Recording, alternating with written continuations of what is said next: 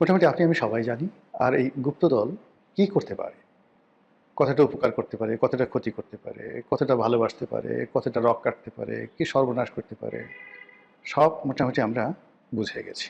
একটি সরকারকে পরাজিত করতে পারে, ক্ষমতা থেকে উচ্ছেদ করতে পারে, সরকারকে বিপদে ফেলতে পারে, একটি নির্বাচনকে ম্যানিপুলেট করতে পারে এবং আরও অনেক কিছু, যাকে 1971 সনে আমাদের মহান মুক্তিযুদ্ধের সময় এই বাংলাদেশের রাজনীতি, অর্থনীতি, জীবন, জীবিকা, নারীর ইজ্জত, সম্ভ্রম, মান, মর্যাদা তছনছ করে দেওয়ার যে বিশ্ব রেকর্ড তৈরি করেছিল, সেই গুপ্ত শক্তি সম্পর্কে এই মুহূর্তে বাংলাদেশে যদি সবচেয়ে বেশি সন্ত্রস্ত থাকেন কেউ, তিনি হলেন জনাব তারেক রহমান, মাননীয় প্রধানমন্ত্রী। আসার আগে তিনি একাধিকবার এই গুপ্ত শক্তি সম্পর্কে সতর্ক করেছেন জাতিকে।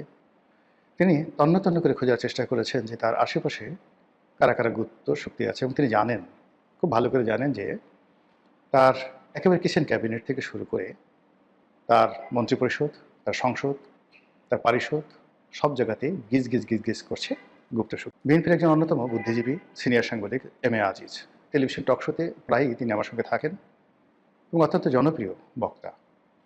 তিনি বেশ স্পষ্ট করে বলেছেন যে তার সন্দেহ এবং তার ভয়, তার আতঙ্ক যে বিএনপির মধ্যে কম করে হলেও 20% গুপ্ত শিবির আছে।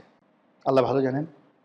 এখন রাজনীতিতে যা কিছু আছে, যা কিছু হচ্ছে, যা কিছু হবে, সব কিছুই আগামীতে গুপ্ত শক্তি দ্বারা নিয়ন্ত্রিত হবে, এতে কোনো সন্দেহ নেই।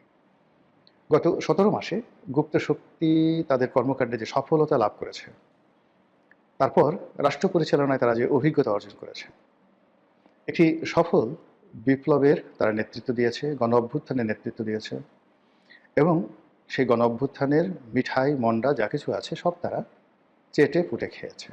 এখন তারা স্ফীত, এখন তাদের কোনো সংকট নেই। অর্থ, বিত্ত, ক্ষমতা সব জায়গাতে তারা টল টল টল টল করছে। কেবলই মাত্র শেষ মুহূর্তে তারা ভারতের কারণে এবং আওয়ামী লীগের কারণে তাদের যে ম্যাটিকুলাস ডিজাইন, সেই ডিজাইন থেকে তারা পিছনে পড়ে গেছে এবং অপ্রত্যাশিতভাবে, মানে জনগণের অপ্রত্যাশা নয়, গুপ্ত শক্তির অপ্রত্যাশিত যে তাদের যে চিন্তা চেতনা, যেটা তারা কল্পনাই করেনি, সেই অপ্রত্যাশিতভাবে তারা পরাজিত হয়েছে এবং যারা বিজয়ী হয়েছে তারা কোনো অবস্থায় তাদেরকে মানতে পারছেন না। ফলে রাজনীতি খুব অল্প সময়ের মধ্যে জটিল এবং কুটিল হয়ে পড়েছে। এই রাজনীতি এখানে স্থির থাকবে না, এটা বলতে গেলে আমরা নিশ্চিত। আমাদের দেশে চিরাচরিত অবস্থা হলো যে এবার বর্ষাকাল যাক, শীতের সময় আসুক, দেখিয়ে দেবো আন্দোলন কাকে বলে। কিংবা এই রমজানের মাসটা যাক, ঈদের পর থেকে আমরা আন্দোলন শুরু করব। বাংলাদেশে এই মুহূর্তে এমনি ত্রাহি ত্রাহি অবস্থা চলছে। এবারের যে ঈদ, এবারে যে রমজান, এটা নানা কারণে আমাদের এই ঈদ এবং রমজানটি শ্রেষ্ঠতর হতে পারত। দীর্ঘ 15 বছরের যে একনায়কতন্ত্র, তারপর 17 মাসের আরও বাজে প্রকৃতির কর্তৃত্ববাদের শাসন, শেখ হাসিনার জমানাতে যে শাসন ছিল, শোষণ ছিল, তার সঙ্গে সঙ্গে গণতন্ত্র ছিল, উন্নয়ন ছিল, মানুষের কর্ম ছিল, সৃজনশীলতা ছিল, কবি ছিল, সাহিত্যিক ছিল, গল্প ছিল, কবিতা ছিল, সাংবাদিকতা ছিল, টক শো ছিল, রাজনীতির প্রতিপক্ষের হম্বিতম্বি ছিল, মামলা ছিল, মোকদ্দমা ছিল, পুরো সমাজ বৈচিত্র্যময় একটি সমাজ মানুষের বসবাসের উপযোগী ছিল। কিন্তু ডক্টর মোহাম্মদ ইউনূসের জমানা 17 মাস আমাদের সব কিছু তছনছ করে দিয়েছে। চারিদিকে শুধু মব আর মব, চারিদিকে শুধু মিথ্যা কথা আর মিথ্যা কথা, চারিদিকে শুধু গালগপ্প গালগপ্প, এটা হচ্ছে ওটা হচ্ছে, এই পৃথিবী থেকে সব মানুষ বাংলাদেশে চলে আসবে, আজ আমেরিকা হয়ে যাবে, পোর্ট দিয়ে দেবো, দেশ দিয়ে দেবো, সেন্ট মার্টিন দিয়ে দেবো, ইত্যাদি ইত্যাদি নানা রকম কথাবার্তা। তার সঙ্গে সঙ্গে আজ রোহিঙ্গারা চলে যাবে, কাল রোহিঙ্গারা চলে যাবে, রোহিঙ্গারা গিয়ে ঈদ করবে আগামী বছর সেই তাদের নিজ দেশে, সকল খাজুরি আলাপ শুনতে শুনতে আমাদের কান যখন ঝালাপালা হচ্ছিল, আমাদের শিল্প কলকারখানা যখন বন্ধ হয়ে যাচ্ছিল, আমাদের বেকার সমস্যা যখন তুঙ্গে, আমরা রাষ্ট্র হিসেবে যখন প্রায় দেউলিয়ার পর্যায়ে চলে যাচ্ছিলাম, ঠিক সেই সময়টিতে একটি গণতান্ত্রিক নির্বাচন হলো এবং সেই নির্বাচনে বাংলাদেশের বৃহত্তম এবং জনপ্রিয়তম দল বিএনপি ক্ষমতা এলো। তারেক রহমান সাহেব প্রত্যাশিতভাবে প্রধানমন্ত্রী হলেন।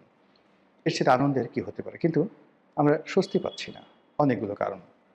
প্রথম কারণ হলো যে এই মুহূর্তে দুটো নতুন যুদ্ধ, আফগানিস্তান এবং পাকিস্তানের যুদ্ধ, এবং আমাদের বাংলাদেশের রাজনীতিতে গত 17 মাসে পাকিস্তান এবং আফগানিস্তানের যে প্রভুত্ব, তাদের যে আধিপত্য, তাদের যে রাজনৈতিক মতাদর্শ যেভাবে আমাদের সমাজে বিস্তার লাভ করছে, এখানে যেটাকে বলা হয় কনফ্রন্টেশন, এটি ইসলামিক কনফ্রন্টেশন এটি আমাদের জন্য রীতিমতো গোদের উপর বিস্ফোরা হয়ে দাঁড়িয়েছে।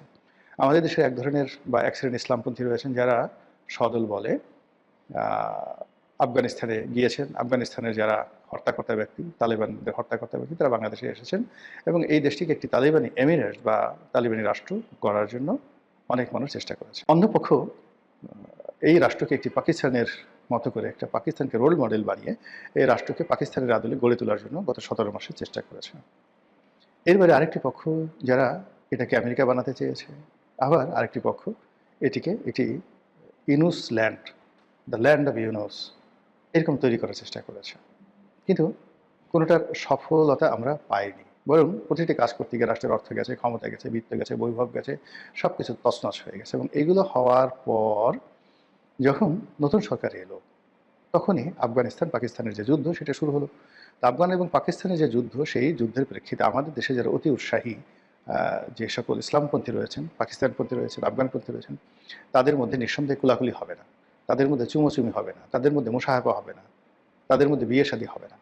তাদের মধ্যে যা হবে আশা করতে পারেন, আশঙ্কা করতে পারেন, এটি পাকিস্তান আফগান সীমান্তে যা হচ্ছে অনুরূপ কিছু একটা হবে। এটা হলো বর্তমান সরকারের জন্য একটা মারাত্মক বিপদ, যা কিনা এই সরকারের ঘুম হারাম করে দিয়েছে। দ্বিতীয় সমস্যা হলো এই মুহূর্তে ইরান এবং আমেরিকার যুদ্ধ চলছে এবং এই যুদ্ধের ফলে আমাদের বৈদেশিক বাণিজ্য, আমাদের ফরেন রিজার্ভ, আমাদের যে ফুয়েল সিকিউরিটি, জ্বালানি নিরাপত্তা, তারপর মধ্যপ্রাচ্যে আমাদের যে শ্রমশক্তি রপ্তানি এবং রেমিটেন্স প্রবাহ, সব কিছু ঝুঁকির মধ্যে পড়েছে। আর ঝুঁকির মধ্যে পড়ে থাকার কারণে এই মুহূর্তে সরকার যে ডেপ্রিসিয়েশনে আছে, অর্থাৎ সরকার যে পরিমাণ টাকা আয় করছে সেই টাকা দিয়ে সরকারের কর্মকর্তাদের বেতন ভাতা দেওয়াটাই সরকারের জন্য দুঃসাধ্য হয়ে পড়েছে। কিন্তু আমাদের দেশে যে পরিমাণ বেতন যায় তার চেয়ে অনেক বেশি পরিমাণ অর্থ এই যে বিভিন্ন সময় আমরা বিদেশ থেকে ঋণ করেছি সেই ঋণ পরিশোধ করতে হয় বৈদেশিক মুদ্রায়। তো বৈদেশিক মুদ্রা সেই ঋণ পরিশোধ করার জন্য ফরেন রেমিটেন্স লাগবে, এক্সপোর্ট লাগবে। ফরেন রেমিটেন্স এবং এক্সপোর্ট এই মুহূর্তে দুটোই বিপদের মধ্যে পড়েছে। অন্যদিকে সরকার মুদ্রা ছাপিয়ে দেশে মুদ্রাস্ফীতি বাড়িয়ে দিয়েছে। সরকারি হিসেবে, আমাদের হিসাব না, রাষ্ট্রীয় হিসেবে শেখ হাসিনা যখন এই দেশ ত্যাগ করেন তখন 100 টাকার যে মূল্য ছিল এটি কমতে কমতে এখন 46 টাকা হয়েছে, অর্থাৎ 54 টাকা নেই ইউনূসের জমানার জাদুতে। আর তারেক সাহেবের জমানাতে যদি আবার আরেক দফা মুদ্রাস্ফীতি ঘটে তাহলে এই টাকার মান যদি 25 টাকায় নেমে আসে তাহলে বুঝতে পারেন যে আমি কোথায় চলে যাব। বস্তা বস্তা টাকা নিয়ে আপনাকে বাজারে যেতে হবে। ইলিশ মাছ শেখ হাসিনা যখন ছিলেন তখন 1600 টাকা কেজি ছিল, এখন সেই ইলিশ মাছের কেজি 4000 টাকা। বোঝার চেষ্টা করেন যে ইলিশ মাছের গন্ধ শুকে আপনাকে সময় পার করতে হবে।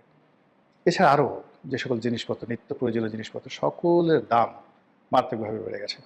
70 টাকা ছিল বেসনের মূল্য, বেসন যেটা দিয়ে আপনার পেঁয়াজু, বেগুনি, হালিম যে বানান আর কি, বুটের ডাল, এগুলো এই কয়দিন আগে কিনলাম, দেখা গেল যে 120 টাকা না 30 টাকার দাম পার কেজি বেড়েছে। এইভাবে নিত্য প্রয়োজনীয় দ্রব্যের দাম, চাল, ডাল, আটা, ময়দার কথা না হয় বাদে দিলাম।